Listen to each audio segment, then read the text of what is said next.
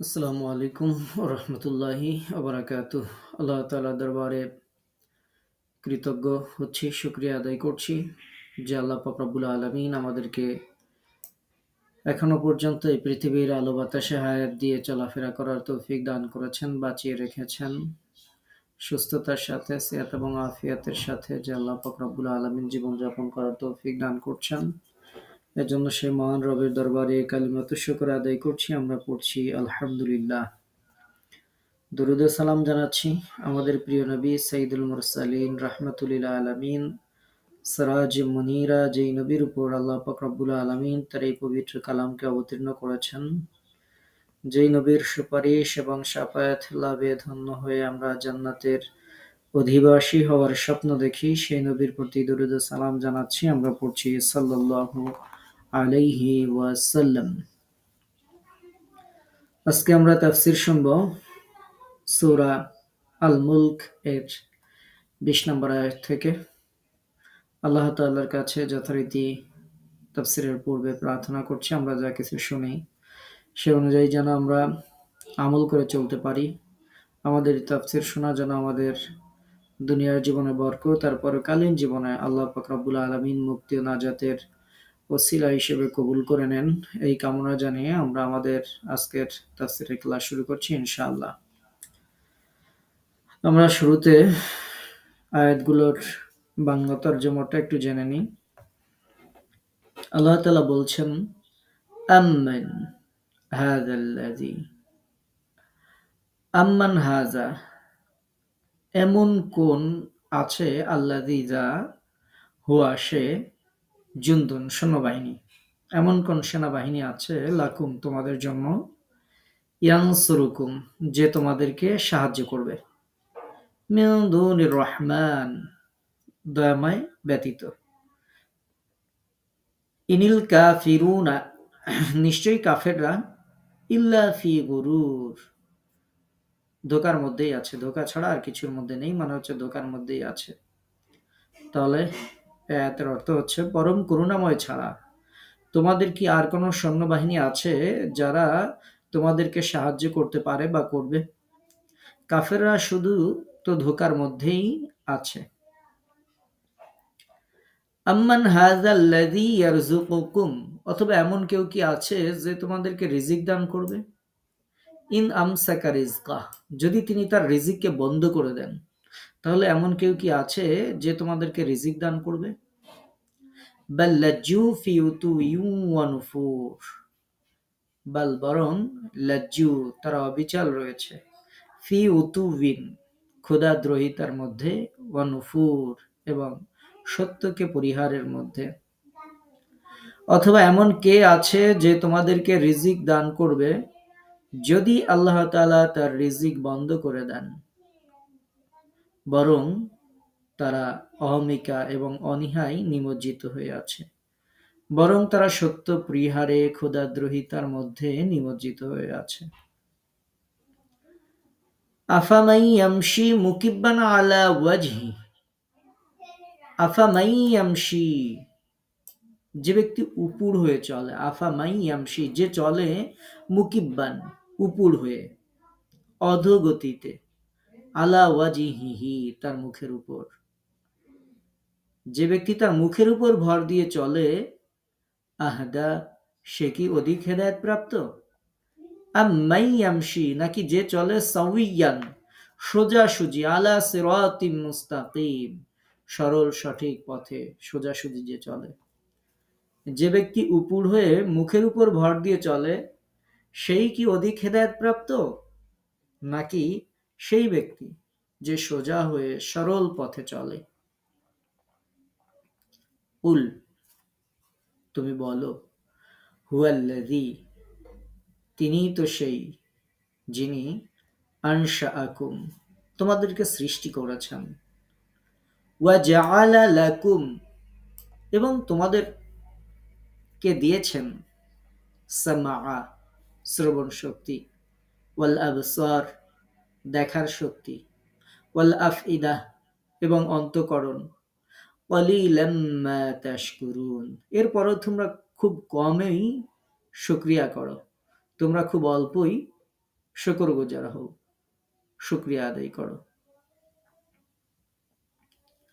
উল, তুমি বলো, হুয়াল্লাযী, তিনি তো সেই যিনি যারাআকুম ফিল আরদ, যারাআকুম তোমাদেরকে ছড়িয়ে দিয়েছেন, ফিল আরদি পৃথিবীতে, ওয়া ইলাইহি তুহশারুন, এবং তার কাছেই তোমাদেরকে একত্র করা হবে। তিনি তোমাদেরকে এই পৃথিবীর বুকে ছড়িয়ে দিয়েছেন, আর তার কাছেই তোমাদেরকে একত্র করা হবে। আমরা 24 নম্বর আয়াত পর্যন্ত শুনলাম। আপাতত আমরা এটুকু আগে শুনি, তারপরে সম্ভব হলে আমরা সামনে অগ্রসর হব। আর যদি এটুকু বলতে আমাদের বেশি সময় লাগে, তাহলে বাকি অংশ আগামী ক্লাসে শুনবো ইনশাআল্লাহ। আমরা 19 নম্বর আয়াত থেকে আমরা শুনলাম।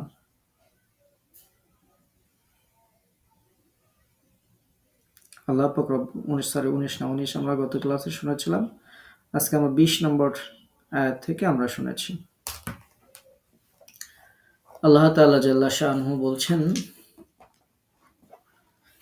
20 নম্বর আয়াত, যে দয়াময় আল্লাহ ব্যতীত তোমাদের এমন কোন সৈন্যবাহিনী আছে যারা তোমাদেরকে সাহায্য করবে? কাফেররা তো বিভ্রান্তির মধ্যেই আছে, স্পষ্ট বিভ্রান্তির মধ্যেই আছে। তাহলে আল্লাহ ছাড়া আর কোনো সৈন্যবাহিনী আমাদের আছে কি না? আল্লাহ তাআলা কেন বললেন যে তিনি ছাড়া তোমাদের আর কোনো সৈন্যবাহিনী আছে কিনা যে তোমাদেরকে সাহায্য করতে পারে, যারা তোমাদেরকে সাহায্য করতে পারে? আমরা গত দিনের অংশ আপনাদেরকে স্মরণ করিয়ে দিচ্ছি। গতদিন আমরা শুনেছিলাম যে আকাশে সাঁতাররত যেই পাখি, আমরা সে সময় আপনাদেরকে স্মরণ করিয়ে দিয়েছিলাম সুদূর সাইবেরিয়া থেকে আসা পাখি সহ বিভিন্ন পাখির কথা, কয়েকটি পাখির গল্প আপনাদেরকে শুনিয়েছিলাম। আশা করি আপনাদের মনে আছে। তো সেই সাঁতাররত পাখির দৃশ্য গতদিন পর্যন্ত আমরা জেনেছিলাম তাফসিরে। সেই দৃশ্যগুলো আল্লাহ পাক রব্বুল আলামিন উল্লেখ করেছেন। এরপরে এই আয়াতগুলোতে মানুষের মনকে পুনরায় আল্লাহ তাআলা দুর্যোগ সংকুল দৃশ্যের কাছাকাছি আল্লাহ পাক রব্বুল আলামিন নিয়ে গিয়েছেন, যেখানে ভূমিধস, আগুনের হালকাবাহী ঝড় ইত্যাদির উপদ্রব বিদ্যমান। সেই সকল বিষয়ে আল্লাহ পাক রব্বুল আলামিন আমরা গত আয়াতে শুনেছিলাম। পাখির কথা বলার পরে আল্লাহ পাক রব্বুল আলামিন এই ঝড়ের কথা, এগুলোর কথা আল্লাহ পাক রব্বুল আলামিন বলেছিলেন। সেখানে তার চেতনায় রকমারি অনুভূতির পুনরাবৃত্তি করেন, কেননা এই ধরনের বিচিত্র অনুভূতির পুনরাবৃত্তিতে আল্লাহর বান্দাদের হৃদয়ে কি ভাবান্তর ঘটতে পারে সেটি আল্লাহ তাআলাই ভালো করে জানেন।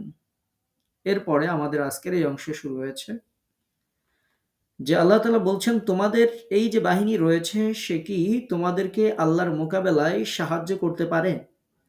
কাফেররা তো কেবল প্রতারণার শিকার হয়েই রয়েছে, প্রতারণার মধ্যেই রয়েছে। ইতিপূর্বে মানুষকে আল্লাহ পাক রব্বুল আলামিন ঝড়, ভূমিকম্প এগুলোর কথা এর আগের আয়াতে গতদিন আমরা শুনেছি। তো সেটি আল্লাহ তাআলা স্মরণ করিয়ে দিচ্ছেন যে বস্তুত স্রষ্টার গজব থেকে সৃষ্টিকে রক্ষা করার ক্ষমতা একমাত্র স্রষ্টারই আছে, এটি অন্য কারো নেই। সেটি এই আয়াতের মূল বক্তব্য, যেটি আল্লাহ তাআলা গত আয়াতে আমরা শুনেছিলাম। ঝড়, ঝঞ্ঝা, ভূমিকম্প, ভূমিধস ইত্যাদি প্রাকৃতিক দুর্যোগের ভীতি প্রদর্শন করা হয়েছে, যেখানে আল্লাহ তাআলা বলেছেন যে তোমরা কি নিশ্চিত হয়ে গেছো জমিন তোমাদেরকে নিয়ে ধসে পড়বে না, ঝড় আসবে না? এই জাতীয় বিষয় আল্লাহ তাআলা স্মরণ করিয়ে দিয়েছিলেন। এবং আল্লাহর ক্রোধ ও অসন্তোষের শিকার ধ্বংসপ্রাপ্ত অতীত জাতিসমূহের শোচনীয় পরিণতির কথা আমরা গত ক্লাসে শুনেছি। এখন পুনরায় আল্লাহ তাআলা মানুষের কাছে জিজ্ঞাসা করছেন যে আল্লাহ তাআলা ছাড়া আর কে আছে যে মানুষকে আল্লাহর নাজিল করা এই দুর্যোগ থেকে কে রক্ষা করতে পারে? আর কাফেররা তো প্রতারণার শিকার হয়েই রয়েছে। অর্থাৎ এমন একটা বিভ্রান্তিকর ধারণার মধ্যে তারা রয়েছে যে তারা সম্পূর্ণ নিরাপদ, সুরক্ষিত। কেউ তাদের পশমও স্পর্শ করতে পারবে না, অথচ তারা আল্লাহর গজবের উপযুক্ত এবং তার আযাবের সম্মুখীন হয়ে রয়েছে। একমাত্র যে জিনিস আল্লাহর রহমত ও দয়ার উদ্রেক এবং গজবকে রোধ করতে পারে, সেই ঈমান ও সৎ কাজও তাদের নেই, যে তা দ্বারা আল্লাহর দয়া এবং করুণার আশা তারা করতে পারে। কিন্তু তারপরেও তারা নিশ্চিন্ত হয়ে আছে। বস্তুত যুগে যুগে যারা খোদাদ্রোহী, আল্লাহদ্রোহী যারা, তারা এরকম মনে করে যে আমাদের কোনো বিপদ স্পর্শ করবে না। কিন্তু এই বিপদ থেকে বাঁচানোর মতো তাদের কোনো সৈন্যবাহিনী, এমন কোনো কিছুই নেই যে যারা আল্লাহর দেয়া এই বিপদকে প্রতিহত করতে পারে। আল্লাহ তাআলা বলছেন, তোমাদের এমন কোনো বাহিনী তোমাদের নেই যারা তোমাদেরকে আহ, সাহায্য করতে পারে। আমরা মনে করি যে আমাদের টাকা পয়সা আছে, বিপদে পড়লে আমরা এটা দিয়ে ইয়ে করব, রক্ষা পাবো। আমাদের ক্ষমতা আছে, আমরা বিপদে পড়লে এটা দিয়ে রক্ষা পাবো। আমাদের এই আছে সেই আছে। বস্তুত এর কোনোটি আল্লাহর গজবকে মোকাবেলা করতে পারে না। স্রষ্টা যখন গজব দেন তখন কোনোটাই কারো ক্ষমতা নেই যে আল্লাহ পাক রব্বুল আলামিনের এই আযাব থেকে কাউকে রক্ষা করতে পারে। আর আল্লাহ যদি কাউকে রক্ষা করেন, তাহলে তাকেও আবার কেউ ক্ষতি করতে পারে না। তো আল্লাহ তাআলা সেটি বলছেন যে আল্লাহ ছাড়া আর কে আছে, কোন সৈন্যবাহিনী আছে যারা তোমাদেরকে এই শাস্তি থেকে বাঁচাতে পারে। বস্তুত পক্ষে আল্লাহ পাক রব্বুল আলামিনই বাঁচাতে পারেন, অন্য কেউ পারে না। আমরা যখন বিপদে পড়ি তখন এটির দৃষ্টান্ত আমরা উপলব্ধি করতে পারি। যখন বড় ধরনের বিপদ আসে তখন আমরা, আল্লাহ পাক রব্বুল আলামিন বলছেন মুনিবিনা ইলা রাব্বিহিম, তখন সবগুলোই তার রবকে ডাকে, একনিষ্ঠভাবেই ডাকে। আর এই বিপদকে যখন আল্লাহ তাআলা দূরে সরিয়ে দেন তখন তারা আবার এই জিনিসটাকে ভুলে যায়। আল্লাহ পাক রব্বুল আলামিনের যে তাকে রক্ষা করেছেন, আল্লাহর যে দয়া, সেটিকে তারা ভুলে যায়। পবিত্র কুরআনুল কারীমের বিভিন্ন জায়গায় এটি আল্লাহ তাআলা জাল্লা শানহু উল্লেখ করেছেন। এবং যেটি বলেছি যে বিপদ থেকে রক্ষা করার একমাত্র ক্ষমতা যিনি বিপদ দিয়েছেন, যিনি বিপদের স্রষ্টা, তারই আছে, অন্য কারো নেই। আমাদের দেশে সম্ভবত 2007 সালে সিডর হয়েছিল। এরপরে বিভিন্ন সময় প্রাকৃতিক দুর্যোগ হয়েছে। আপনাদের চোখের সামনে, আপনাদের এলাকায়, আপনাদের জীবনের ঘটনা আপনাদের মনে পড়বে। তেমন একটি ঘটনার সাক্ষী আমি ছিলাম, যেখানে সিডারের পরে যখন সেখানে কোনো একটি মাদ্রাসার কি এতিমখানা, সেখানে দেখতে গিয়েছিলাম। তো যাওয়ার পরে দেখলাম যে বাচ্চারা খাটে ঘুমিয়েছিল, পাশ দিয়ে বড় অনেক মোটা বড় গাছ পাশ দিয়ে সেই এতিমখানার ওয়ালের উপর পড়েছে। ওয়ালটা ভেঙে বাচ্চারা ঘুমন্ত অবস্থায় বাচ্চাদের গায়ের উপর পড়েছে। কিন্তু আল্লাহ পাক রব্বুল আলামিনের অসীম এবং অপরিসীম কুদরত আমরা দেখেছিলাম যে বাচ্চাদের কারো কিছু হয়নি, সামান্য একটু ব্যথা লেগেছে। কিন্তু যত বড় বড় ইটের চাকা, 7-8টা ইট একসাথে, ওয়াল যখন গাছ পড়ে ভাঙে তখন তো আর একটা একটা করে ভাঙে না, তখন তো অনেক বড় অংশ নিয়ে নিয়ে ফাটল ধরে ভেঙে যায়। তো এর একটা যদি কারো মানুষের উপর, আপনার আমার গায়ের উপর পড়ে, তাহলে আমাদের পিষ্টে হয়ে যাওয়ার কথা। কিন্তু এই বাচ্চাগুলো ঘুমান্ত ছিল, এত বড় বড় গাছ ভেঙে, ওয়াল ভেঙে তাদের গায়ের উপর পড়ছে, অথচ তাদের কিছু হয়নি। সামান্য ব্যথা তাদের শরীরের মধ্যে আছে, মানে লেগেছে, যেটি আমি দেখেছিলাম। তো আল্লাহ পাক রব্বুল আলামিনের অপরিসীম মহিমা হচ্ছে, আল্লাহ তাআলা সেটি স্মরণ করিয়ে দিচ্ছেন যে বিপদ থেকে রক্ষা করতে একমাত্র তিনিই পারেন। তাছাড়া তোমরা যে সমস্ত উপায় উপকরণ, যেগুলোকে তোমরা বিপদের সাহায্যকারী সৈন্যবাহিনীর মতো মনে করো, এগুলো তোমাদেরকে কোনো বিপদ থেকেই রক্ষা করতে পারবে না। আল্লাহ যদি কখনো গজব দেন, তোমাদেরকে সাহায্যও করতে পারবে না। তোমরা যদি এটা মনে করো, এবং যারা আল্লাহকে অস্বীকার করে তারা প্রকৃতপক্ষে বিভ্রান্তির মধ্যেই রয়েছে। এটি হচ্ছে 20 নম্বর আয়াতের মূল বক্তব্য। আল্লাহ পাক রব্বুল আলামিন এরপর আমাদের রিজিকের কথা স্মরণ করিয়ে দিচ্ছেন। মহান রব আমাদেরকে বলছেন, আম্মান হাযাল্লাযী ইয়ারযুকুকুম ইন আমসাকা রিজকা, যদি রিজিককে তিনি বন্ধ করে দেন, তাহলে এমন কেউ কি আছে যে তোমাদেরকে রিজিক দিতে পারে? বস্তুত তোমরা তো একেবারেই, আল্লাহ পাক রব্বুল আলামিন বলছেন যে তোমরা অবাধ্যতা এবং সত্য বিমুখতার মধ্যে তোমরা অবিচল রয়েছো। রিজিক সম্পর্কে আমরা ইতিপূর্বে বিভিন্ন সময় আলোচনা করেছি। রিজিকের অনেক বড় এবং বিস্তারিত ব্যাখ্যা রয়েছে, এক ক্লাসে বর্ণনা করাটা কষ্টসাধ্য ব্যাপার। তো আমরা আপাতত রিজিককে জীবিকা হিসেবে ধরি। আমরা যে জীবিকা, সেই জীবিকা ধরি, যেটা আমরা খেয়ে পরে বেঁচে থাকি আর কি। আল্লাহ পাক রব্বুল আলামিন মুশরিকদের যত বিশ্বাস ছিল সেই বিশ্বাসগুলোকে খণ্ডন করেছেন। যারা ধারণা করত যে তারা যে পীর বুজুর্গদের ইবাদত করছে, মূর্তির ইবাদত করছে, তারা তাদেরকে সাহায্য করতে পারে এবং তাদেরকে আহার্যও দান করতে সক্ষম। আল্লাহ সুবহানাহু ওয়া তাআলা বলছেন, আল্লাহ ছাড়া কেউ সাহায্য করতে পারবে না আর তোমাদেরকে রিজিকও দিতে পারবে না। কাফিরদের বিশ্বাস প্রতারণা ছাড়া আর কিছুই নয়। তারা বিভ্রান্তির মধ্যে রয়েছে। আল্লাহ পাক রব্বুল আলামিন বলছেন, এমন কে আছে যে তোমাদেরকে জীবনের উপকরণ দান করবে? তিনি যদি জীবন উপকরণ দেয়া বন্ধ করে দেন।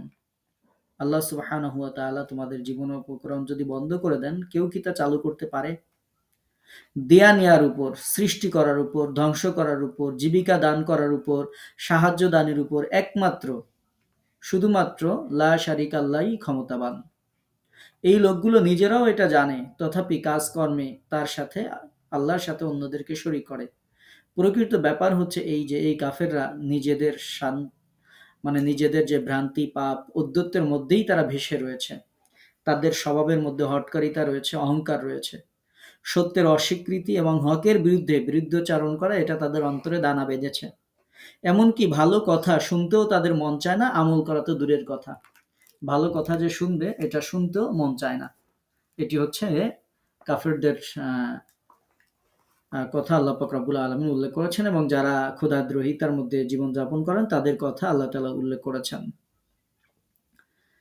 তাহলে আমরা দেখতে পাচ্ছি এই আয়াতে আল্লাহ পাক রব্বুল আলামিন আমাদের জীবিকার ব্যাপারে প্রশ্ন করেছেন, যেই জীবিকা আমরা প্রতিনিয়ত উপভোগ করি, অথচ এটা কোথা থেকে এলো এটি আমরা ভুলে যাই এবং কখনো এটা বন্ধ হয়ে যেতে পারে কিনা সেটাও আমরা ভেবে দেখি না। ফলশ্রুতিতে আমাদের যাদের কাছে জীবিকা বেশি আছে, রিজিক বেশি আছে, এজন্য অনেক সময় অনেক মানুষেরা অহংকার এবং অস্বীকৃতির কারণে তারা অনড় ও অবিচল থাকে। এজন্যই আল্লাহ তাআলা বলছেন, আচ্ছা যিনি তোমাদেরকে জীবিকা সরবরাহ করেন তিনি যদি জীবিকা বন্ধ করে দেন তাহলে তোমাদের কি হবে? তথাপি তারা বিদ্রোহী এবং বিদ্বেষী ভূমিকায় অবিচল রয়েছে। আমরা আগেই উল্লেখ করেছি যে সকল মানুষের জীবিকা প্রাথমিকভাবে আল্লাহর ইচ্ছার উপর নির্ভরশীল। প্রকৃতির অবকাঠামোতে এবং পৃথিবীর বায়ুমণ্ডলের বিভিন্ন উপাদানে, যেমন মাটি, আলো, বাতাস, বৃষ্টি, তাপ, ঋতু বৈচিত্র্যের আকারে আল্লাহ তাআলাই জীবিকা উৎপাদনের উপকরণ আল্লাহ তাআলা সৃষ্টি করে দিয়েছেন এবং এর সকল উপকরণ নিরঙ্কুশভাবে আল্লাহরই হাতে। মানুষের হাতে তার কোনো অংশই নেই এবং মানুষের কর্মকাণ্ডের সাথে তার কোনো সম্পর্কও নেই। কেননা যে সকল উপায় উপকরণ মানুষের অনেক আগে জন্মেছে, যা দিয়ে আল্লাহ তাআলা আমাদের রিজিক দিচ্ছেন, মানুষের চেয়ে এগুলো অনেক বেশি শক্তিশালী। আল্লাহ তাআলা যখন জীবনের নিদর্শনাবলীকে খতম করতে চান তখন সেখানে প্রাকৃতিক উপাদান সেগুলোকে আল্লাহ তাআলা ধ্বংস করার কাজে স্বয়ং মানুষের চেয়ে অনেক বেশি সক্ষম। মনে করেন আমরা যেই জমিন থেকে রিজিক পাচ্ছি এটা যদি ভূমিধসে শেষ হয়ে যায়, এটা যদি প্লাবিত হয়ে যায়, পৃথিবীতে অনেক মহাদেশ সাগরের গর্ভে বিলীন হয়েছে, তো সেখানে আপনি কিভাবে ফসল ফলাবেন, কিভাবে চাষ করাবেন? বস্তুত সবকিছুর নিরঙ্কুশ মালিকানা আল্লাহরই হাতে। আল্লাহ তাআলা যদি পানি না দেন, যদি বাতাস না দেন, কিংবা জিনিসপত্রের সৃষ্টির প্রাথমিক যে উপাদানগুলো এগুলো যদি সরবরাহ করা বন্ধ করে দেন, তাহলে মানুষকে জীবিকা কে দেবে? কোথা থেকে আসবে তার খাদ্য, পানীয় ও জীবন ধারণের অন্যান্য মৌলিক উপকরণ? এটা কোথা থেকে আসবে? পানি যদি বন্ধ হয়ে যায়, পাম্প বসাইলে যদি পানি না ওঠে, উপর দিয়ে যদি পানি না আসে, তাহলে কিভাবে তোমাদের এই রিজিক তোমরা পাবে? অর্থাৎ উপকরণ আল্লাহ তাআলা যে মৌলিক উপকরণগুলো এগুলো আল্লাহ তাআলা চাইলে যে কোনো সময় বন্ধ করে দিতে পারেন, যখন আমাদের টাকা পয়সা, অর্থ, বিত্ত, বৈভব, প্রযুক্তি কোনো কিছুই কোনো কাজে আসবে না। রিজিক বা জীবিকা বলতে আমরা প্রাথমিকভাবে যা বুঝি এটার মর্মার্থ আরো ব্যাপক এবং সুদূর প্রসারী। জীবিকার পর্যায়ে পড়ে এমন কোনো জিনিস যত ছোট বা বড় হোক না কেন সেটি আল্লাহর ক্ষমতা, পরিকল্পনা এবং সবকিছু আল্লাহ পাক রব্বুল আলামিনই সরবরাহ করেন এবং আমরা তার উপর পরিপূর্ণভাবে নির্ভরশীল। উক্ত ব্যাপক এবং সুদূর প্রসারী অর্থের আওতাভুক্ত রয়েছে রিজিক বা জীবিকা শব্দের নিকটবর্তী কিছু জিনিস, যাকে মানুষ নিজের উপার্জন মনে করে, নিজের শক্তি সামর্থ্যের নাগালের ভেতরের জিনিসপত্রগুলো মনে করে। যেমন মানুষ মনে করে যে আমি শ্রম দিচ্ছি, আমি উৎপাদন করছি, আমি আবিষ্কার করছি। তো এই তিনটা জিনিস মানুষ মনে করে যে এগুলো তো আমরাই করছি। অথচ এর সবই একদিক থেকে যেমন প্রাথমিক উপায় উপকরণের সরবরাহের উপর নির্ভরশীল, অপরদিকে আল্লাহ তাআলা কোনো ব্যক্তি বা জাতিকে কি পরিমাণ এটা দান করবেন সেটি আল্লাহ তাআলাই নির্ধারণ করে থাকেন। একজন শ্রমিকের প্রতিটি শ্বাস-প্রশ্বাস, প্রত্যেকটি তৎপরতা আল্লাহ তাআলার সৃষ্টি করা জীবিকার অন্তর্ভুক্ত। আল্লাহ তাআলাই তাকে শ্রমের উপযুক্ত শক্তি ক্ষমতা দান করেছেন।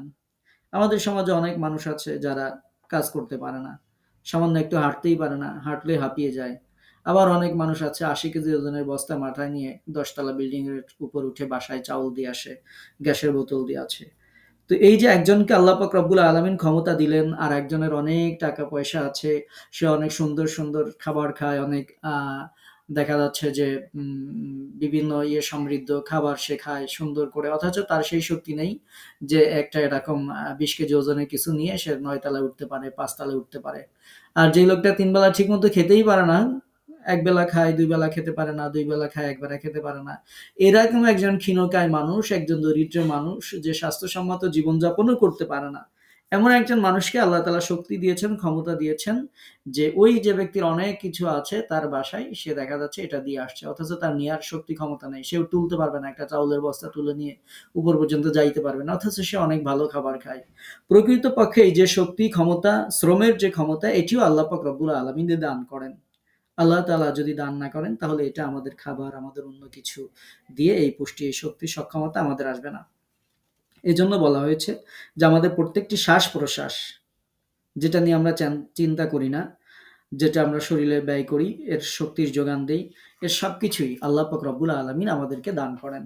একজন আবিষ্কারক যে বুদ্ধিবৃত্তিক যে চেষ্টা, সাধনা, গবেষণা করেন, এটার যে ব্রেন সেটিও আল্লাহ পাক রব্বুল আলামিন তাকে দিয়ে দিয়েছেন। আবিষ্কারের ক্ষমতা আল্লাহ পাক রব্বুল আলামিন তাকে দিয়ে দিয়েছেন।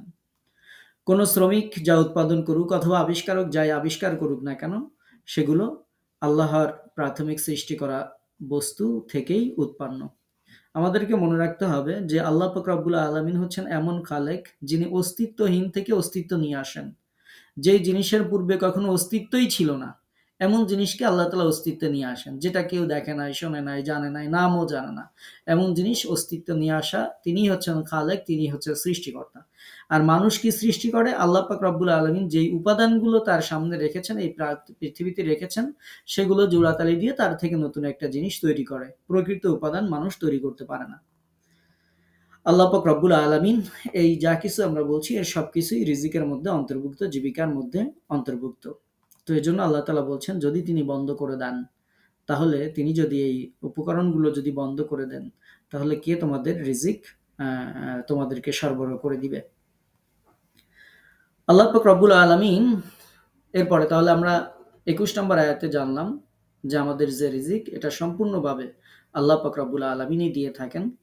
আজকের আয়াতে আমরা একটু ভিন্ন ব্যাখ্যা জানলাম। আর ইতিপূর্বে আমরা যেটা বলেছি সেটি হচ্ছে আপনার আমার রিজিকে কতটুকু কি আছে সেটি মুকাদ্দারাতুম মিনাল্লাহি সুবহানাহু ওয়া তাআলা, আল্লাহ তাআলার পক্ষ থেকে নির্ধারিত। আপনার রিজিকে যা আছে সেটা না খেয়ে আপনি মরবেন না। আর আপনার রিজিকে যেটা নেই সেটা আপনার মুখের কাছে থাকলেও আপনি আমি খাইতে পারবো না। সেটি সম্ভব নয়। যদি তাই হতো তাহলে দেখা যাবে যে আমাদের দেশে কত মানুষ আছে যারা আমরা দেখছি যে হাজার কোটি টাকা যারা মালিক, এরপরে দুর্নীতি করে আরো মালিক হয়। একজন মানুষ কতটুকু খেতে পারে, তার কতটুকু দরকার? কিন্তু দেখা যায় যে এরকম মানুষ, তাদের অনেক কোটি কোটি টাকা আছে কিন্তু খেতে পারে না। আল্লাহ পাক রব্বুল আলামিন তার রিজিককে বন্ধ করে দিয়েছেন। গোশ খাইতে পারবে না, তার হার্টের সমস্যা হবে, প্রেশার বেড়ে যাবে, মিষ্টি খাইতে পারবে না, ডায়াবেটিস বেড়ে যাবে, ওইটা খাইতে পারবে না, এই হবে, সেটা খাইতে পারবে না, এই হবে। অথচ তার টাকা পয়সা সবকিছু আছে কিন্তু খেতে পারে না। অর্থাৎ আপনি আমি একজন খেতে পারছি, একজন পারছি না। এর সবকিছুই আল্লাহর পক্ষ থেকে নির্ধারিত। রিজিকের মালিক তিনি, যিনি রাজ্জাক। এজন্য আমরা তার প্রতি, আল্লাহর প্রতি আমরা পরিপূর্ণভাবে আমরা মুতাওয়াজ্জহ হব এবং আল্লাহর প্রতি নির্ভরশীল হব। আল্লাহ পাক রব্বুল আলামিন গতদিন আমরা যে হাদিস শুনেছিলাম যে যদি তোমরা নির্ভর করতে পারো, আল্লাহ তাআলা পাখির মতো তোমাদের রিজিকের ব্যবস্থা করে দিবেন। তো আমরা এর পরের আয়াতে চলে যাচ্ছি। আল্লাহ পাক রব্বুল আলামিন বলছেন, আফামাই ইয়ামশি মুকিব্বান আলা ওয়াজহিহি আহদা আম্মাই ইয়ামশি সাওয়িয়ান আলা সিরাতিন মুস্তাকিম। এখানে মুমিন এবং কাফেরদের মধ্যে একটি তুলনামূলক আলোচনা উপস্থাপন করা হয়েছে এই আয়াতে। একদিকে মুমিন, একদিকে কাফের, একদিকে হেদায়েত, একদিকে গুমরাহি। তো এই তুলনামূলক একটি আলোচনা, যেখানে আল্লাহ তাআলা বলছেন যে কাফিরদের দৃষ্টান্ত এমন, যেমন কোন লোক মাথা ঝুঁকিয়ে দৃষ্টিকে নিম্নমুখী করে চলেছে। না সে পথ দেখতে পারছে, আর না তার জানা আছে যে সে কোথায় চলছে, বরং উদ্বিগ্ন অবস্থায় পথ ভুলে হতভম্ব হয়ে গেছে। আর মুমিনের দৃষ্টান্ত এমন, যেমন কোনো লোক সরল সোজা পথে চলতে রয়েছে। রাস্তা খুবই পরিষ্কার পরিচ্ছন্ন, একেবারেই সোজা, তার মধ্যে কোনো বক্রতাও নেই। ওই লোকটির কাছে এটা খুবই পরিচিত একটি পথ, সে বরাবর সঠিকভাবে উত্তম চলনে চলতে আছে। কিয়ামতের দিন তাদের একই অবস্থা হবে। কাফিরদেরকে উল্টো মুখে জাহান্নামে একত্রিত করা হবে, আর মুসলিমদেরকে সসম্মানে জান্নাতে প্রবেশ করানো হবে।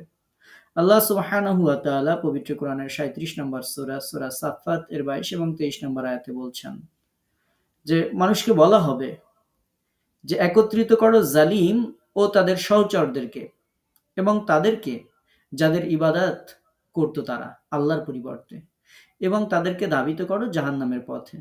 অর্থাৎ এই জালিম যারা, আল্লাহ বিমুখ যারা, তাদের সহচর যারা, যারা তাদেরকে সাহায্য করে, সাপোর্ট দেয়, তাদের সবাইকে একত্রিত করা হবে এবং জাহান্নামের পথে ধাবিত করা হবে।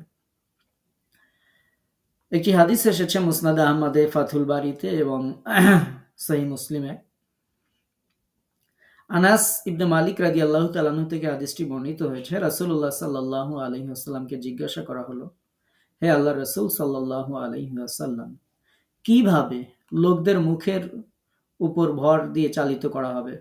উত্তরে রাসূলুল্লাহ সাল্লাল্লাহু আলাইহি ওয়াসাল্লাম বলেছেন, যিনি পায়ের ভরে চালিত করেছেন তিনি কি মুখের ভরে চালিত করতে সক্ষম নন? অর্থাৎ এই আয়াত যখন নাজিল হলো, সাহাবা রাদিয়াল্লাহু আনহুম আজমাইন দের মধ্যে থেকে একজন আল্লাহ রাসূল সাল্লাল্লাহু আলাইহি ওয়াসাল্লামকে জিজ্ঞেস করলেন, ইয়া রাসূলুল্লাহ, আল্লাহ যে বলেছেন আফামাই ইয়ামশি মুকিব্বান আলা ওয়াজিহি, যে ব্যক্তি মুখের উপর ভর দিয়ে চলে আর যে ব্যক্তি সরল সঠিক সোজাভাবে চলে সিরাতুল মুস্তাকিমের উপর যে চলে, এই যে দুইজন ব্যক্তি যাদের কথা আল্লাহ পাক রব্বুল আলামিন বলছেন এই আয়াতে, যে যে ঝুঁকে এরকম চলে, আহ, সেই সে কি সঠিক পথে চলে, নাকি যে ব্যক্তি মুখে ভর দিয়ে চলে সে সঠিক পথে চলে? অর্থাৎ একজন উপর হয়ে চলে আর একজন সোজা হয়ে চলে, এই দুইজনের মধ্যে সঠিক পথে কে চলে?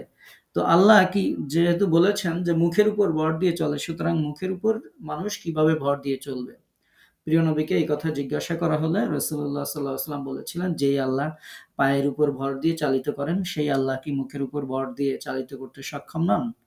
আমরা বিশ্বাস করি অবশ্যই তিনি সক্ষম, কারণ আমরা দেখি পবিত্র কোরআনের অন্য আয়াতে আল্লাহ তাআলা বলছেন যে তিনি সৃষ্টি করেছেন, তাদের মধ্যে কেউ ৪ পায়ে চলে, কেউ ২ পায়ে চলে, আবার কেউ বুকের উপর ভর দিয়ে চলে।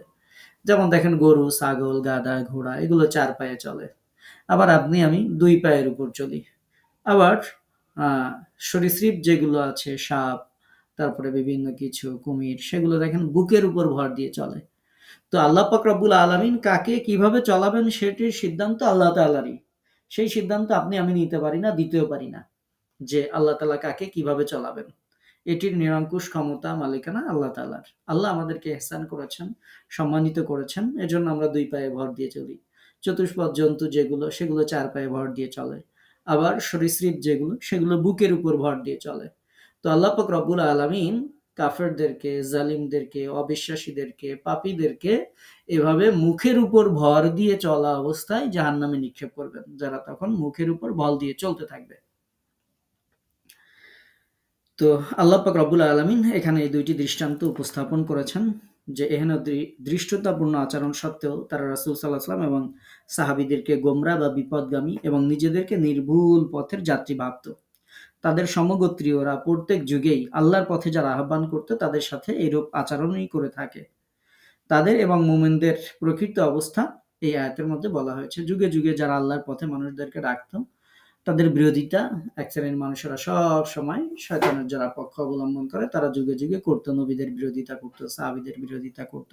এভাবে যারাই আল্লাহর পথে ডাকে, কিছু মানুষ আছে সারা জীবন, অর্থাৎ সবসময় এরা থাকবে, সবসময় উল্টো কথা বলে। তো আল্লাহ তাআলাও তাদেরকে উল্টো পথে পরিচালিত করবেন, তাদেরকে একেবারেই উল্টো করে আল্লাহ তাআলা জাহান্নামে নিক্ষেপ করবেন। দ্বিতীয় ব্যাখ্যা হচ্ছে, এমন ব্যক্তিকে বোঝানো হয়ে থাকতে পারে যে পথ চলতে গিয়ে ঠোকর খেয়ে উপুড় হয়ে পড়ে যায়, আবার ওঠে, আবার উপুড় হয়ে পড়ে। এই ধরনের মানুষ যে কখনো গন্তব্যে পৌঁছাতে পারে না সেটি বলা বাহুল্য। যে ব্যক্তি এভাবে পথে পড়তে থাকে, উঠতে থাকে, বাধার সম্মুখীন হয়, সে হেদায়েত কল্যাণ লাভ কখনোই করতে পারে না। এই ব্যক্তির সাথে সেই ব্যক্তির কিভাবে তুলনা করা চলে, যে ব্যক্তি বাধাহীনভাবে সোজা পথে সুস্থ স্বাভাবিকভাবে চলে এবং যার গন্তব্য সুস্পষ্ট এবং সুনির্ধারিত, সিরাতুল মুস্তাকিম যেটা বলা হয়েছে, সেই দিকে চলে। তো এটি হচ্ছে মূলত হেদায়েত বঞ্চিত একটি অবস্থা, যেটা হতভাগ্য মানুষের অবস্থা, যাদের সাথে আল্লাহর সাথে সম্পর্ক নেই। দুনিয়াবী জীবনের মধ্যে যারা গাফেল থাকে, তারাই হচ্ছে এরকম ঠোকর খায়, হোঁচট খায়, গোমরাহির মধ্যে থাকে। আর যারা আল্লাহর সঠিক পথের সন্ধান প্রাপ্ত, সঠিক পথের যাত্রী, তারাই হচ্ছে মূলত সোজা সরল পথে চলে। তাহলে এই আয়াত থেকে আমরা জানছি, 22 নম্বর আয়াত থেকে, বস্তুত পক্ষে ইমানি জীবন, আমলি জীবন, এটি হচ্ছে সহজ, এটি হচ্ছে স্বচ্ছ সাবলীল, বাধামুক্ত, প্রত্যয়দীপ্ত। আর কুফরির যে জীবন, সেই জীবন হচ্ছে কঠিন। আল্লাহ বিমুখ যে জীবন, সেই জীবন হচ্ছে কঠিন, পদে পদে ঠোকর খাওয়া জীবন, পথভ্রষ্ট জীবন। এই দুটো পথ এবং এই দুটো জীবনের কোনটা ভালো কোনটা সঠিক, এটা বলার অপেক্ষা রাখে না। বস্তুত পক্ষে এই প্রশ্নের জবাবটি স্পষ্ট ভাষায় না দেওয়ার উদ্দেশ্য হচ্ছে যে মানুষ যেন হৃদয়ের চোখ দিয়ে এই জীবন্ত চলন্ত দৃশ্য দেখতে পায়। এই দৃশ্যে একদিকে রয়েছে উপুড় হয়ে চলা একটা দলের ছবি, যাদের কোনো পথ নেই, কোনো গন্তব্য নেই। আর একদিকে আছে ঘাড় সোজা করে বুক টান টান করে চলা দৃঢ় প্রত্যয়ী কাফেলার ছবি, যারা সঠিক পথে সুনির্দিষ্ট গন্তব্যের দিকে যারা এগিয়ে চলেছে। এটি কোরআনুল কারীমের একটি বর্ণনা ভঙ্গি, যেখানে আল্লাহ পাক রব্বুল আলামিন এই দুই শ্রেণীর মানুষের বর্ণনা দিয়েছেন। এক শ্রেণী হেদায়েতের পথের পথিক, আর এক শ্রেণী গোমরাহি বা পথভ্রষ্ট পথের পথিক। আল্লাহ পাক রব্বুল আলামিন আমাদেরকে হেদায়েতের পথে ইস্তেকামত থাকার তৌফিক দান করুন। সিরাতুল মুস্তাকিমে যারা চলে তাদের পথে আল্লাহ পাক রব্বুল আলামিন তাদের সাথে আমাদেরকে থাকার তৌফিক দান করুন। আমরা পড়ছি আমিন। আল্লাহ তাআলা জাল্লা শানহু এর পরের আয়াতে বলেছেন,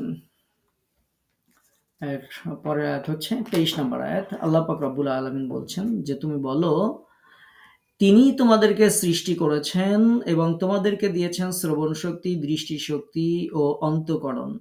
তোমরা অল্পই কৃতজ্ঞতা প্রকাশ করে থাকো। খুবই গুরুত্বপূর্ণ একটি আয়াত। আল্লাহ তাআলা সুন্দর করে বলছেন যে তোমরা অল্পই কৃতজ্ঞ হও। আসলে আমরা অল্পই কৃতজ্ঞ হই। আমরা আমাদের ব্যক্তি জীবনে, পারিবারিক জীবনে, সামাজিক জীবনে আল্লাহর সাথেও যেমন আমরা কৃতজ্ঞ কম হই, মানুষের সাথেও আমরা কৃতজ্ঞ কম হই, কৃতজ্ঞ কম স্বীকার করি, কৃতজ্ঞতা কম স্বীকার করি।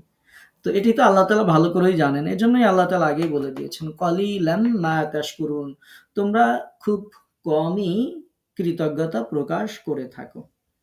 আচ্ছা, আমরা একটু দেখি যে আল্লাহ পাক রব্বুল আলামিন আমাদেরকে কি দিয়েছেন। আল্লাহ তাআলা বলছেন যে তিনি তোমাদেরকে সৃষ্টি করেছেন, অর্থাৎ তোমাদেরকে প্রথমবার সৃষ্টি করেছেন যখন তোমরা উল্লেখযোগ্য কিছুই ছিলে না। এই অবস্থা থেকে আল্লাহ তাআলা সৃষ্টি করেছেন। আচ্ছা, আমাদের ক্লাসে যদি ওয়ার্নিং দেই, কেউ একজন আমাকে বলিয়েন যে ক্লাসে ওয়ার্নিং দিয়েছে। তো আল্লাহ তাআলা জাল্লা শানহু সুন্দর করে, খুব স্পষ্টভাবেই আল্লাহ তাআলা সেটি উল্লেখ করেছেন, যিনি তোমাদেরকে প্রথমবার সৃষ্টি করেছেন, তারপরে তোমাদেরকে দিয়েছেন শ্রবণ শক্তি, দৃষ্টিশক্তি, আর দিয়েছেন অন্তঃকরণ। এখানে তিনটা কথা আছে, দেখেন। সামা মানে আমরা যেটা দিয়ে শুনি, কান, আবসার দৃষ্টিশক্তি যেটা দিয়ে আমরা দেখি, চোখ, আর একটা হচ্ছে ওয়াল আফইদা, অন্তর। এই তিনটা আপনার আমাদের সবার আছে। আমরা এই তিনটা নিয়ে কথা বলবো। তো আল্লাহ তাআলা বলছেন, কিন্তু এত কিছু দেওয়ার পরেও কিন্তু তোমরা অল্পই কৃতজ্ঞতা প্রকাশ করে থাকো। অর্থাৎ আল্লাহ প্রদত্ত তোমাদের এই শক্তিগুলিকে তার নির্দেশ পালনে এবং তার আচরণ অবাধ্যচারণ থেকে বেঁচে থাকার কাজে তোমরা অল্পই ব্যয় করে থাকো। অর্থাৎ এগুলো আল্লাহ তাআলা যে জন্য দিয়েছেন, যে তোমরা কান দিয়েছেন আল্লাহর বাণী শ্রবণ করবে, এই যেমন আমরা তাফসীর শুনছি, এরকম শুনবে। আমরা যদি আগেই একটু উল্লেখ করি, তো এরপরে চোখ দিয়েছেন স্বাভাবিকভাবে দুনিয়ার জীবনে সবকিছু কার্যক্রম পরিচালনা করব, সাথে সাথে কোরআন তেলাওয়াত করব, সবকিছুই করব, আল্লাহ নিদর্শন দেখব। ওয়াল আফিদা, অন্তর দিয়েছেন ভালো কাজে চিন্তা করব, কিভাবে চিন্তা ফিকির করব, আল্লাহর পথে চলা যায়, এগুলো চিন্তা ফিকির করব। কিন্তু আল্লাহ তাআলা বলছেন এগুলো তোমরা খুব কমই করো। কলিলাম মা তাশকুরুন, কৃতজ্ঞতা তোমরা খুব কমই করো। যেমন আমরা যদি শ্রবণ শক্তি দিয়ে বলি, এটা বিভিন্ন ব্যাখ্যা আমরা দিব ইনশাআল্লাহ। তো আল্লাহ পাক রব্বুল আলামিন এই শ্রবণ শক্তির কথা উল্লেখ করেছেন। আবসার, দৃষ্টিশক্তি আর অন্তর, এই তিনটার কথা আল্লাহ তাআলা এই আয়াতে উল্লেখ করেছেন। তিনি তোমাদেরকে পৃথিবীতে ছড়িয়ে দিয়েছেন। তোমাদের ভাষা, বর্ণ, আকৃতি করেছেন পৃথক। তোমাদেরকে ভূপৃষ্ঠের বিভিন্ন অঞ্চলে ছড়িয়ে দিয়েছেন। এই যে কুল হুয়াল্লাযী আনশাআকুম, আনশাআকুম যিনি তোমাদেরকে ছড়িয়ে দিয়েছেন সেটার কথা বলছি, যে বিভিন্ন অঞ্চলে ছড়িয়ে দিয়েছেন। তারপর তারই নিকট তোমাদেরকে একত্র করা হবে। আচ্ছা, আমরা এর পরের আয়াতে দেখেন এটা আছে যে কুল হুয়াল্লাযী যারাআকুম, সরি আনশাআকুম মানে সৃষ্টি করা, আর একটা হচ্ছে যারাআকুম, যারাআকুম মানে হচ্ছে ছড়িয়ে দেওয়া। আমার একটু ভুল হয়ে গেছে। যারাআকুম মানে হচ্ছে ছড়িয়ে দেওয়া, যিনি ছড়িয়ে দিয়েছেন তোমাদেরকে পৃথিবীতে। ওয়া ইলাইহি তুরশারুন, এবং সেখানেই তোমাদেরকে একত্র করা হবে। তো আল্লাহ সুবহানাহু ওয়া তাআলা আমাদেরকে সৃষ্টি করেছেন, এগুলো দিয়েছেন, আবার তিনি আমাদেরকে ছড়িয়ে দিয়েছেন, আবার দিন শেষে আল্লাহর কাছেই আমাদেরকে একত্র করা হবে। তো আমরা আল্লাহ পাক রব্বুল আলামিন আমাদেরকে যে চক্ষু, তারপরে কর্ণ, তারপরে অন্তরে যে কথা আল্লাহ পাক রব্বুল আলামিন বললেন, আমরা সেটা একটু দেখি। আল্লাহ তাআলা জাল্লা শানুহু আমাদেরকে সৃষ্টি করেছেন, এটা অকট্য সত্য এবং এটা সন্দেহাতীতভাবে প্রমাণিত। এটা অস্বীকার করা কারো পক্ষে সম্ভব নয়। স্বাভাবিকভাবে আমরা জানি যে মানুষের জ্ঞানে, শক্তিতে, মর্যাদায় মানুষই সবার সেরা, এটাও অনস্বীকার্য। এবং মানুষ কখনো নিজেই নিজেকে সৃষ্টি করেনি, বরং সে কারো না কারো দ্বারা সৃজিত হয়েছে। সুতরাং তার চেয়ে বেশি জ্ঞানী, বেশি শক্তিশালী, বেশি মর্যাদাবান কেউ না থেকে পারে না যিনি তাকে সৃষ্টি করেছেন। এভাবে একজন স্রষ্টার অস্তিত্ব না মেনে নেয়ার মানুষের কোনো উপায় থাকে না। কেননা খোদ মানুষের নিজের অস্তিত্বই তাকে এই সত্যের মুখোমুখি দাঁড় করিয়ে দেয়। এই সত্য নিয়ে বিবাদ, বিতর্ক তোলা এক ধরনের বোকামি ছাড়া আর কিছুই নয়। আল্লাহ সুবহানাহু ওয়া তাআলা এই তথ্য বর্ণনা করার উদ্দেশ্য এই যে মানুষের জ্ঞান অর্জনের হাতিয়ার উপকরণগুলো সম্পর্কে আল্লাহ তাআলা তাকে অবহিত করতে চান। আল্লাহ পাক রব্বুল আলামিন তাকে জানিয়ে দিতে চান, তার দৃষ্টি আকর্ষণ করতে চান যে তিনি তোমাদের জন্য কান, চোখ, হৃদয় সৃষ্টি করেছেন। আল্লাহ এ কথাও বলতে চান যে অধিকাংশ মানুষ এইসব নিয়ামতের শুকরিয়া আদায় করে না।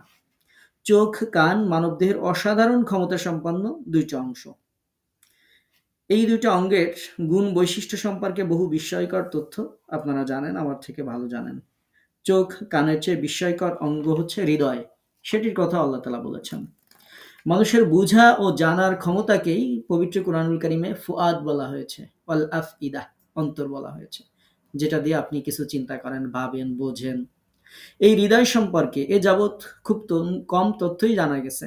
আসলে হৃদয় হচ্ছে আল্লাহর এই শ্রেষ্ঠ সৃষ্টি মানুষের দেহে আল্লাহর পক্ষ থেকে সংরক্ষিত এক অজানা রহস্য, যেটা নিয়ে বিজ্ঞানীরাও কিছু জানে না, যে আপনি কোন জায়গায় চিন্তা করেন, আপনার মনের মধ্যে আপনি যে ভাবছেন, এটা কোন জায়গায় ভাবছেন, কোন অঙ্গটা দিয়ে আপনি ভাবছেন, এটা আমরা দেখতে পারি না, জানতে পারি না।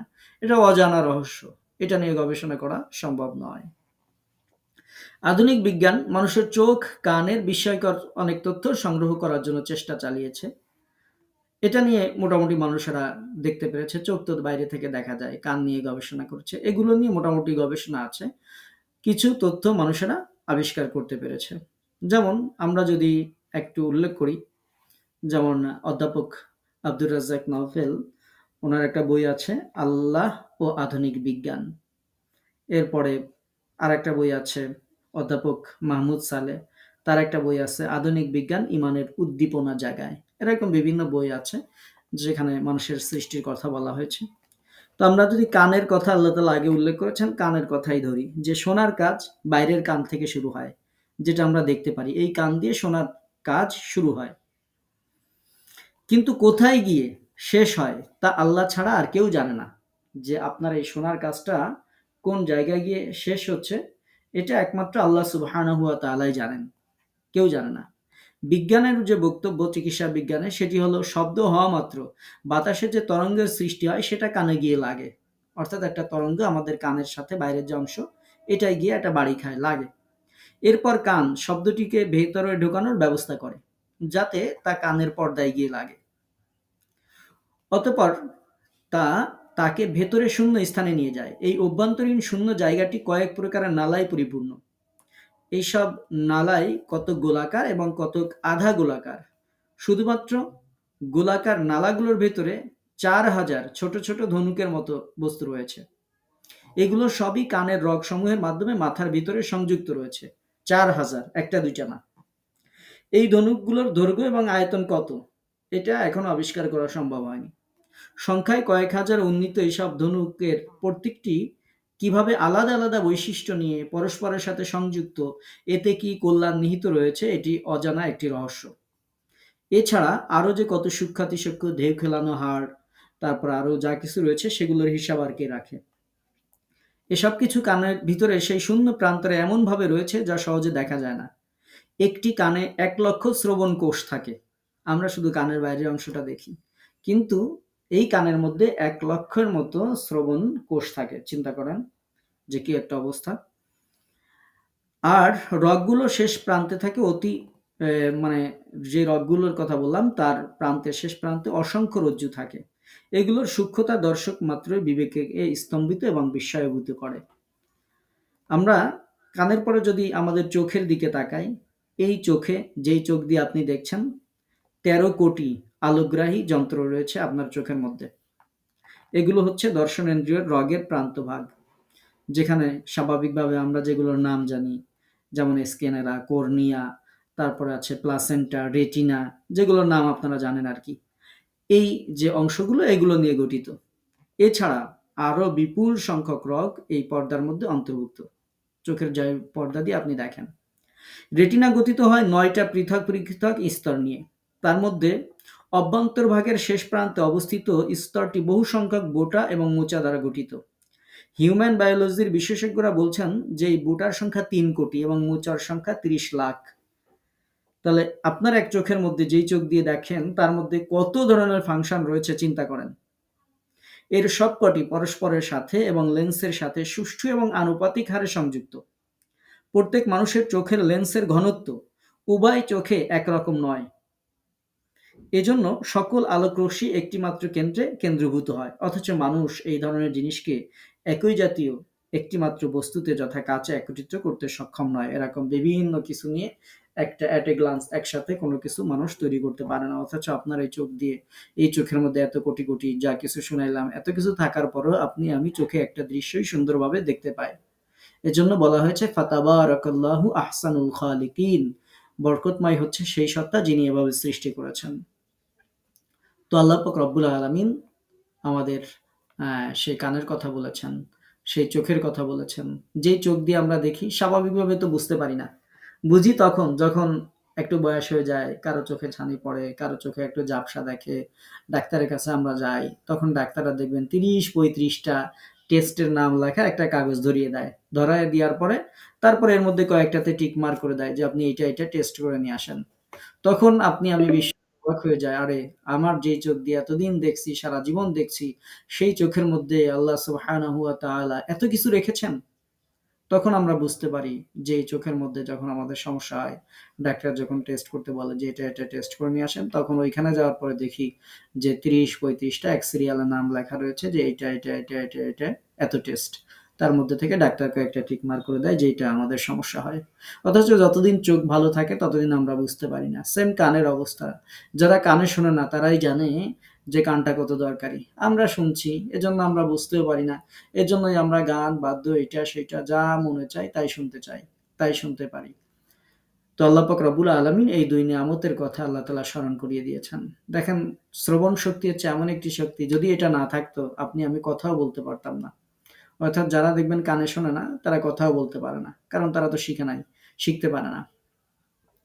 আল্লাহ তাআলা বলছেন এরপর ওয়াল আফইদা, অন্তরের কথা বলেছেন, যে হৃদয়ের কথা আল্লাহ পাক রব্বুল আলামিন বলেছেন। যেই সাম্রাজ্যের আপনি মালিক, বিশাল একটা সাম্রাজ্য আপনার আমার আছে।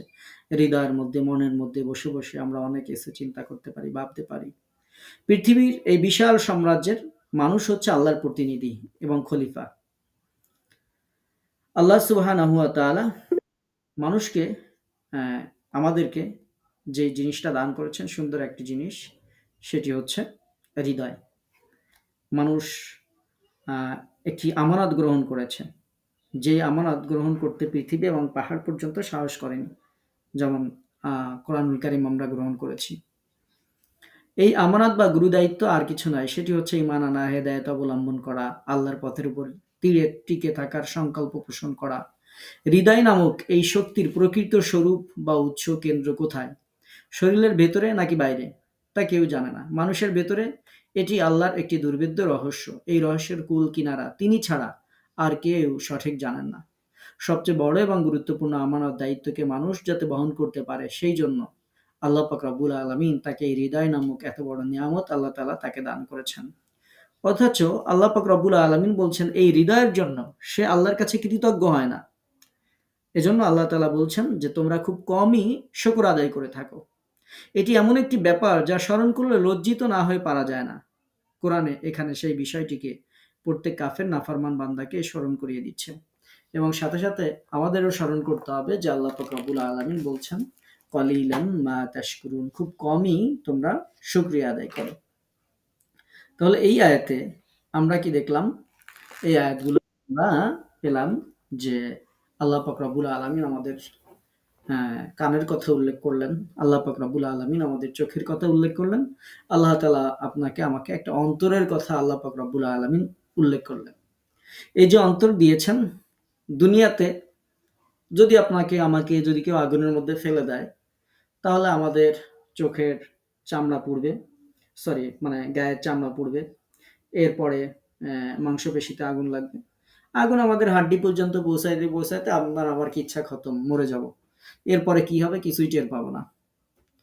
যে অন্তরের কথা আল্লাহ তাআলা বলছেন, নিয়ামতের কথা আল্লাহ তাআলা এই আয়াতে উল্লেখ করছেন, এই নিয়ামতের কথা আপনারা যখন পড়বেন সূরা হুমাজা, সেখানে দেখবেন আল্লাতী তাত্তালিউ আলাল আফইদাহ, এই অন্তরকে আল্লাহ তাআলা শাস্তি দিবেন।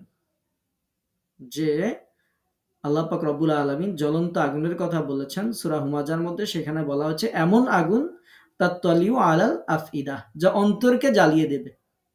আমরা দুনিয়াতেই অন্তর দিয়ে মন যা কিছু চায় তা কিছু বলি, একজনের নামে জানি না শুনি না, মন চাইলো তার একটু বদনাম করে দিলাম, মন চাইলো একজনের গীবাত করলাম, শিকায়াত করলাম, বহতান মানে অপবাদ দিলাম। এই যে অন্তর দিয়ে একজন মানুষের সম্পর্কে খারাপ চিন্তা করলাম, অন্তর দিয়ে আমরা কত কিছুই করি, কখনো ভালো চিন্তা করি, কখনো খারাপ চিন্তা করি। এই অন্তরকেও আল্লাহ পাক রব্বুল আলামিন শাস্তির আওতায় নিয়ে আসবেন। আল্লাহ পাক রব্বুল আলামিন সেটিও এই আয়াতে যথারীতি উল্লেখ করেছেন। তো আল্লাহ সুবহানাহু ওয়া তাআলা এরপরে বলছেন কলিলাম মা তাশকুরুন, বান্দারে তোমরা খুব কমই শুকরিয়া আদায় করো।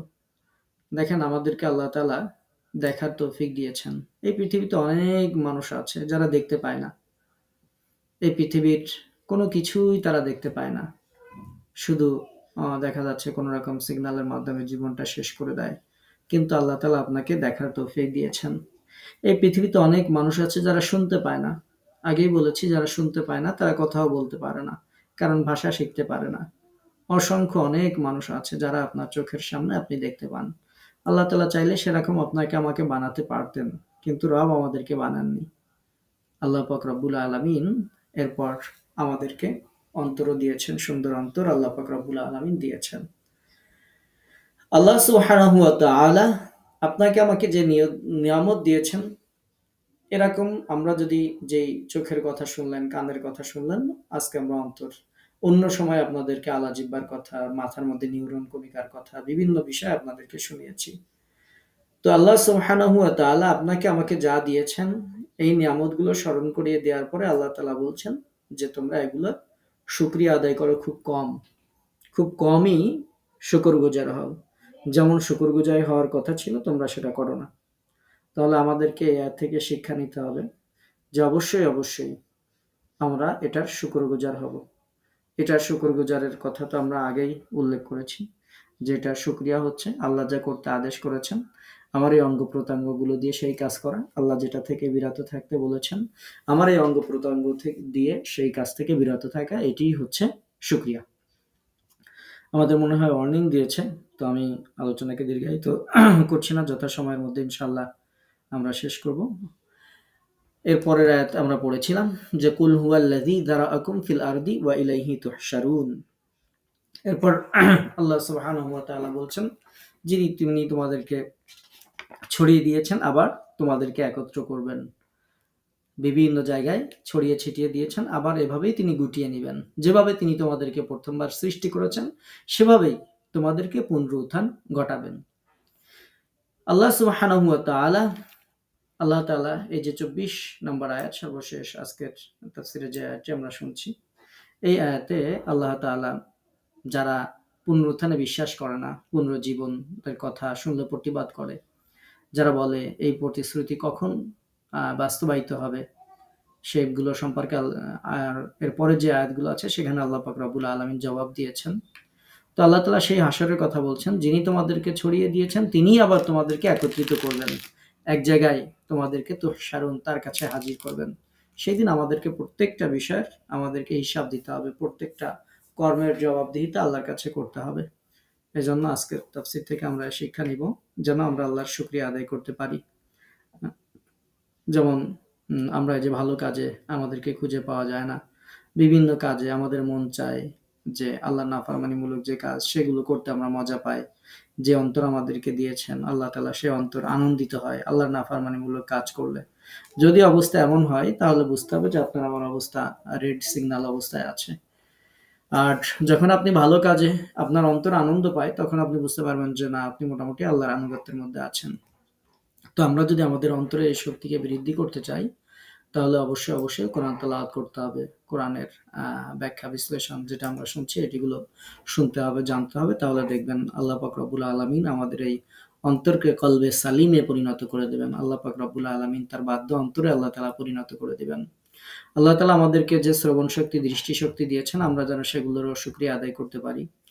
আমাদের এই দৃষ্টি শক্তি দিয়ে আমরা যেন দুনিয়ার কর্মকাণ্ডের পাশাপাশি আল্লাহর কোরআনকে সহি করে পড়তে পারি। আমরা যেন কোরআন শুনে মজা পাই। আল্লাহ তাআলা আমাদের শ্রবণ শক্তিতে সেই বরকত দান করুন। আল্লাহ তাআলা আমাদেরকে যে সকল নিয়ামত দিয়েছেন সেগুলোকে আল্লাহ পাক রব্বুল আলামিন আরো বাড়িয়ে দেন, সুস্থ রাখুন। আর আল্লাহ তাআলা যে কাজগুলো করলে খুশি হন সেই কাজগুলো করার তৌফিক আল্লাহ পাক রব্বুল আলামিন দান করুন। এই কামনায় আমরা আমাদের আজকের তাফসীর ক্লাস শেষ করছি।